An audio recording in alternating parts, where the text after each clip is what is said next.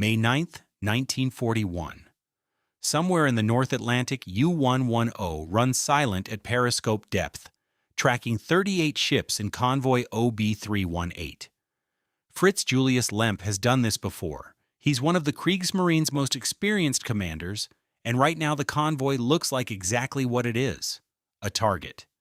Then HMS Obrechia's sonar picks up the contact, and the depth charges start falling. In under 60 seconds, the hunter is the hunted. Lemp gives the order to surface. He's screaming for his crew to get out, telling them the destroyer is going to ram them. Men flood up through the hatches. The boat empties. And in roughly 30 minutes, a British boarding party will reach U-110 and find everything the crew left behind. Convoy OB 318 wasn't traveling blind. The 3rd Escort Group had HMS Bulldog, HMS Broadway, and HMS Obretia positioned around the convoy's edges, exactly the kind of layered screen the Royal Navy had been building toward since the early losses of 1940. The geometry mattered. Bulldog and Broadway covered the flanks while Obretia ran the outer arc, which meant any U-boat moving in on standard approach would have to cross a sonar envelope it couldn't see on a chart. U-110 came in using a standard Wolfpack approach. Close at night, slow, patient.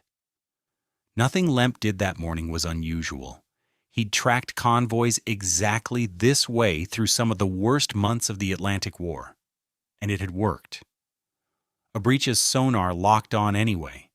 The contact was clean enough that the depth charge pattern went in fast, and it found U-110 before she could break off. The charges didn't sink her. What they did was worse. They damaged her badly enough that she couldn't dive, couldn't run, and couldn't fight back on the surface against 3 warships closing in. She broached, sitting disabled on open water. Her crew's only option now was to get off before she went down, or before one of those destroyers put a shell through her. Lemp ordered abandon ship. Men came up through both hatches fast, in the kind of controlled panic that looks like a drill until you realize it isn't. The exact reason the scuttling charges never went off isn't fully documented, but the most likely explanation sits in that same chaos. Depth charge damage may have compromised the scuttling system, or the speed of the evacuation simply didn't leave time to set the charges properly. Either way, when the last man came up through the hatch, U-110 was still floating. And she was floating intact. On HMS Bulldog's bridge, Commander Joe Baker Cresswell watched the German crew in the water and made a decision his action report would later describe in flat, naval language that didn't hint at what he understood was happening. He turned his ship toward U-110, but not to ram. He sent Sub-Lieutenant David Balm over the side with a small boarding party, and they rowed toward a disabled enemy submarine that nobody expected to stay afloat long enough to matter. The 30-minute window had opened. Balm went down the hatch first. He described it afterward as going into a boat he expected to sink under him at any moment. The hull was making sounds. Water was coming in somewhere aft, and there was no way to know if the crew had left any kind of delayed scuttling device behind. His team followed him down. They started pulling things out. The layout of a Type 9B matters here. The Enigma machine in U-110 sat in the radio room, just aft of the control room, on the port side. The codebooks and signal documents were stored close to it, the kind of proximity that made operational sense. The operator needed both to encode and decode quickly. Because the crew had left in a rush, none of it had been destroyed. The machine was still on its mount. The documents were still in their lockers. Petty Officer William Pollock retrieved the Enigma machine and got it up through the hatch. And if you know the name Enigma, that's probably the moment you think the story peaks. It didn't. Bletchley Park already had Enigma machines. Captured earlier, reverse-engineered in part, reconstructed by the team Alan Turing was working with. The machine itself wasn't the prize. What Balm's team pulled out of those lockers was something different. The short signal book, the current Bigram tables, and the active key settings for Naval Enigma. The machine alone couldn't tell you which daily settings the Kriegsmarine had selected, and those changed every night at midnight.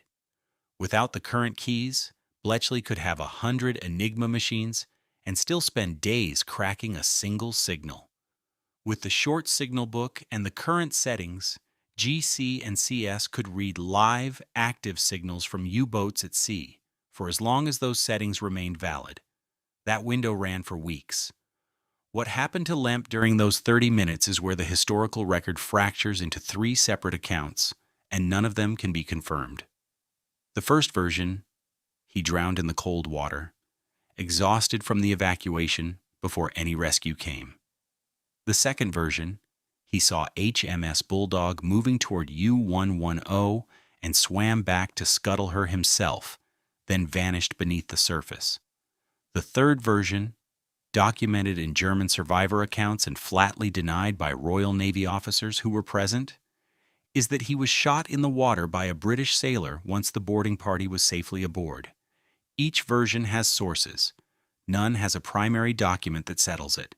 His name does not appear in any British prisoner record from that day.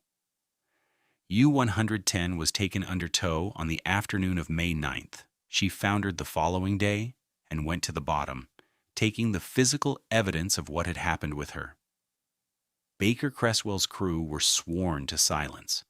The German High Command logged her as lost at sea, cause unknown, and assumed she'd sunk with everything aboard. Back on HMS Bulldog, the documents Balmy carried up from the radio room were on their way to a signals team that didn't yet know what they were looking at. When Bletchley Park finally worked through the material over the following days, it opened a reading window into Naval Enigma traffic that GC and CS would exploit steadily across the weeks ahead. Allied shipping losses fell sharply in the months that followed, and Naval Enigma decrypts were part of why, but only part. New convoy routes, additional escorts, and improving radar all ran concurrently. The wolf packs didn't go blind from a single capture. They went partially blind because several things broke against them at once, and U-110 was one of those things. Baker Cresswell received the DSO. The citation didn't spell out what the boarding had produced. It couldn't. But the language made clear the Admiralty knew exactly what his decision on that bridge had been worth. The public didn't know for decades.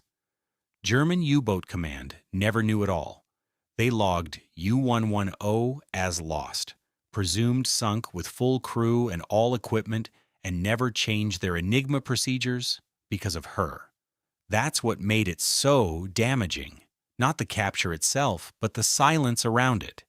The 30-minute window wasn't a battle. It was a procedure that didn't happen, in the middle of chaos, on a boat that should have been on the bottom before any British sailor got near it. Lemp's fate is still unknown, and U-110 is still on the ocean floor, but the documents Balmy carried up that hatch rewrote the Atlantic War before anyone outside a handful of rooms even knew they existed. Subscribe if you want more stories where 30 minutes changed everything.